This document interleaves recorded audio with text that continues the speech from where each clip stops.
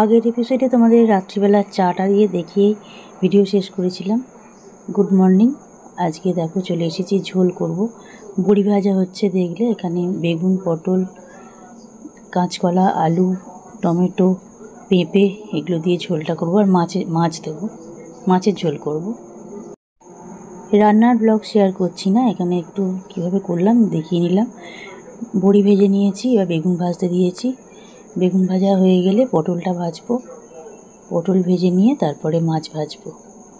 দেখো বড়ি ভাজা বেগুন ভাজা হয়ে গেছে, এবারে পটলটা দিয়ে দিয়েছি ভাজতে। পটল ভেজে নিচ্ছি, পটল ভাজা হয়ে গেল, এবারে মাছগুলো দিয়ে দিয়েছি। মাছগুলো দুবারে ভাজবো। মাছটা ভাজা হচ্ছে, মাছগুলো। আর এখানে দেখো দেখিয়ে দিলাম, বড়ি ভাজা বেগুন ভাজা পটল ভাজা হয়ে গেছে, মাছও ভাজা হয়ে গেল। শুধু ওই মুড়োটা বাকি আছে, এটা হয়ে গেলেই মাছ ভাজাটা কমপ্লিট হয়ে গেল। ভাজা হয়ে গেছে, কমপ্লিট হয়ে গেল। এবারে ওই তেলেতে সাদা জিরে, 5 ফোড়ন, শুকনো লঙ্কা ফোড়ন দিয়ে এবারে আলু, পেঁপে, কাঁচকলা, টমেটো এগুলো সব দিয়ে দিয়েছি। দিয়ে তারপরে হলুদ গুঁড়ো, লঙ্কা গুঁড়ো, ধনে গুঁড়ো, জিরে গুঁড়ো, এই গুঁড়ো মশলাগুলো দিয়েছি। আর সর্ষে পাউডার দেবো একটু পরে। এখন নুন দিয়ে দিয়েছি, পরিমাণ মতন চিনি দিয়েছি, দিয়ে ভালো করে কষেছি। মানে ওই তেলেতে ভালো করে ফোড়নের সাথে কষে নিলাম মশলা দিয়ে। এটাকে আনাজটাকে কষে নিয়ে তারপরে যতটা প্রয়োজন আমি জল দিয়েছি, সর্ষে পাউডার দিয়েছি, আদা বাটা দিয়েছি, দিয়ে এবারে চাপিয়ে দিয়েছি। জল দিয়ে চাপিয়ে দিলাম, আর আনাজগুলো সমস্ত সেদ্ধ হবে। আর এই বেগুন, মাছ আর বড়িটা লাস্টে দেবো। আলু, পেঁপে যা যা আছে সমস্ত, কাঁচকলা সমস্ত সিদ্ধ হবার তারপরে এখানে দেবো বড়ি, বেগুন আর মাছ ভাজাটা দিয়ে দেবো।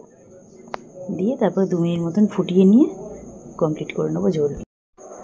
আমি তো আগে অনেকই ঝোল করা দেখিয়েছি, এখন আর সেভাবে শেয়ার করি না রান্না এখানে এই চ্যানেলেতে। তা একটু আধটু দেখিয়ে দিলাম। দেখো জলটা দেওয়ার পর ঝোলটা দিয়ে দিয়েছি। ঝোল দেওয়ার পরে মাথায় এগুলো সমস্ত দিয়ে চাপিয়ে রেখেছি। সিদ্ধ হয়ে গেলে তারপরে দেখিয়ে নিচ্ছি, ফুটে উঠলে দেখাচ্ছি। এ দেখো ফুটছে, সিদ্ধ হয়ে গেছে। এখন জলটা অনেক কমেও গেছে, বুঝতে পারছো। আলু, পেঁপে, কাঁচকলা সমস্ত সিদ্ধ হয়ে গেছে। আমার ঝোলও কমপ্লিট হয়ে গেছে, দেখিয়ে দিলাম। ঝোল রেডি, মাছের ঝোল হয়ে গেল। 2 দিনের কোটে রাখলাম। মাছের ঝোলের ফাইনাল লুক দেখিয়ে দিলাম। আর রাত্রিবেলা তো আলু পটল চিংড়িটা হবে। আর দ্বিতীয় দিন তখন মা করে রেখেছে রাত্রিরের জন্য, আলু দিয়ে, কচু দিয়ে, চিংড়ি মাছ দিয়ে করে রেখেছে।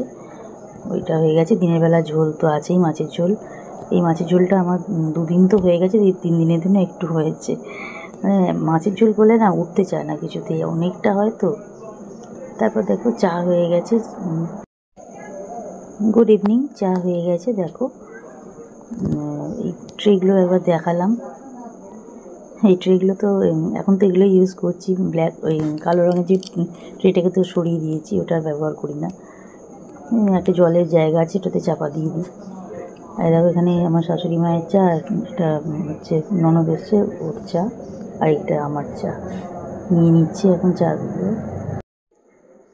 বিস্কুটগুলো নিয়ে চা ওদের দিয়ে দিই। আর আমার চাটা নিয়ে আমি বসি, চা খাবো, ভিডিও দেখবো।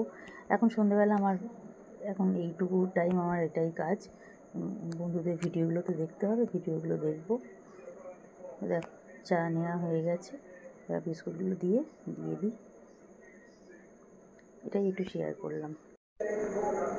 দিয়ে দিয়েছি বিস্কুট, এবার দিয়ে আসি। একটা করে মেরিয়ে একটা করে টপ নিলাম, চাটা খাই।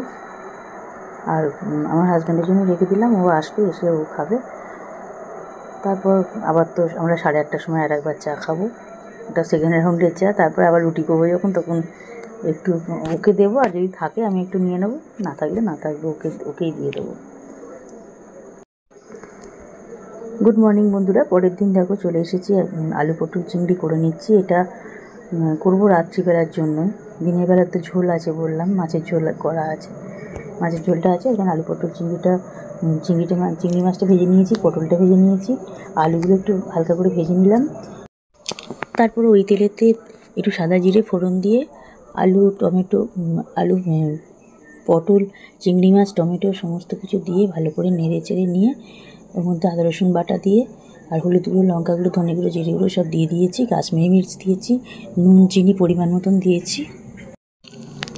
আলু পটল চিংড়ি মাছের সাথে গুঁড়ো মশলাগুলো সমস্ত আর আদা রসুন বাটা সমস্ত দিয়ে ভালো করে কষে নিয়ে, নুন চিনি তো দিয়ে দিয়েছি বললাম, সমস্ত কিছু দিয়েই কষার পর জল দিয়ে এবারে আলু পটলটা সিদ্ধ হতে দিয়েছিলাম।